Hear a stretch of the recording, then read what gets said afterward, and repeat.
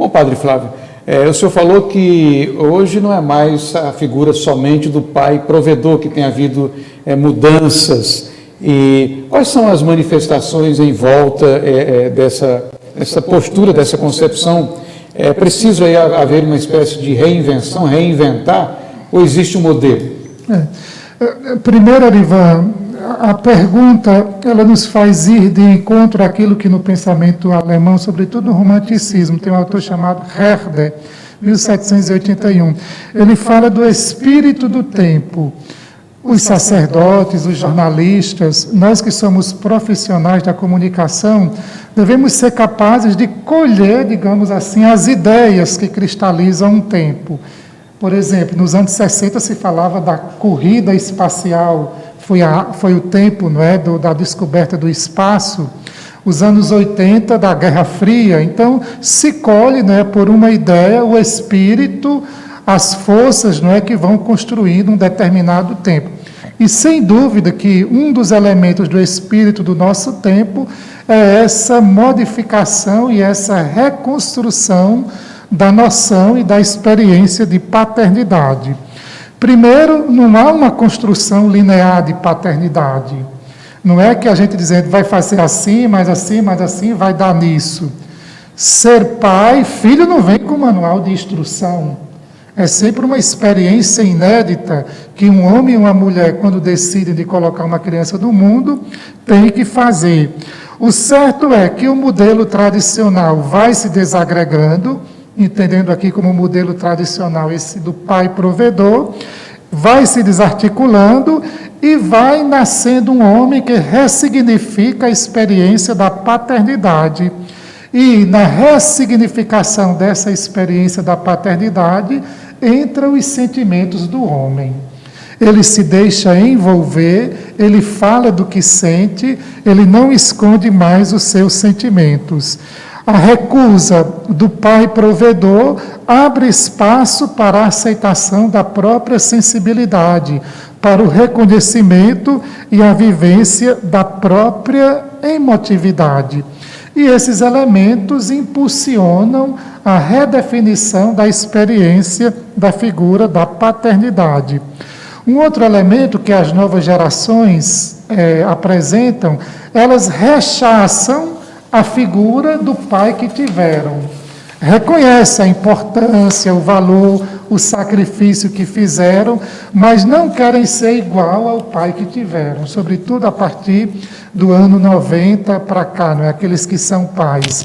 Rechaçam essa ideia do pai autoritário, do pai que não se envolve afetivamente com os seus filhos.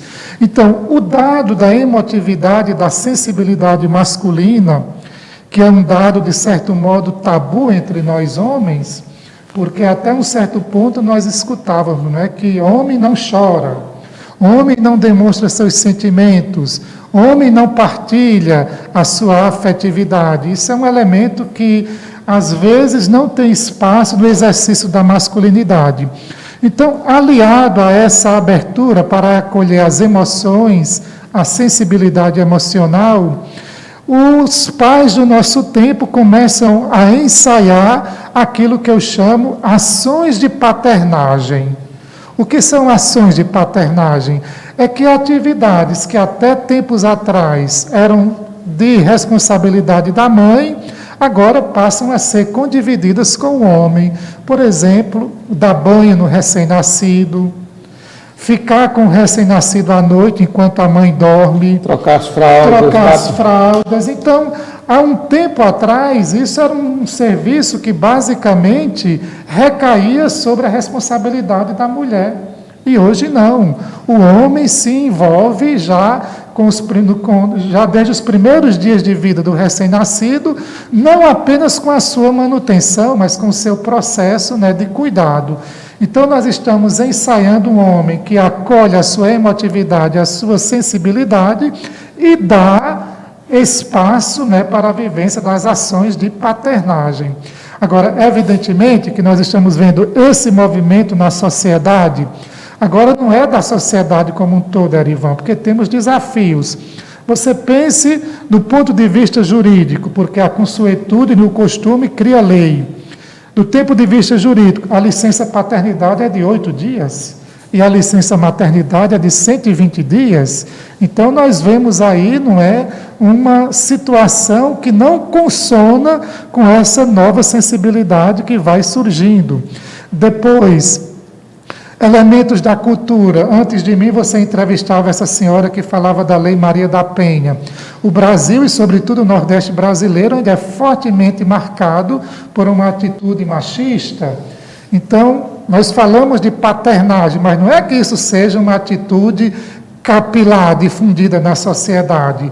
Nós a vemos em alguns indivíduos, não é, que dão indicações de que está surgindo uma nova experiência de pai, está se configurando na contemporaneidade uma nova experiência de pai, que vai muito em encontro àquilo que as pessoas dizem: pai não é quem gera, mas quem cria. Nesse sentido, quem cria quer dizer quem educa, quem acompanha, quem contribui com a formação, quem está ao lado, quem emocionalmente ampara. Então, esse cria tem um leque, não é, muito grande de realizações. Para concluir, Padre Flávio, então, esse conceito, essa nova maneira de ver a figura do pai, ela caminha para que haja, como disse o senhor, haja uma complementação entre o pai e a mãe, no sentido não apenas de prover, mas dos cuidados? Dos cuidados, sim, até porque as mulheres, elas cresceram nos últimos tempos muito na autonomia. Tem mulher que eu chamo de pai, é pai e mãe, não é? Faz as vezes dela e as vezes do pai.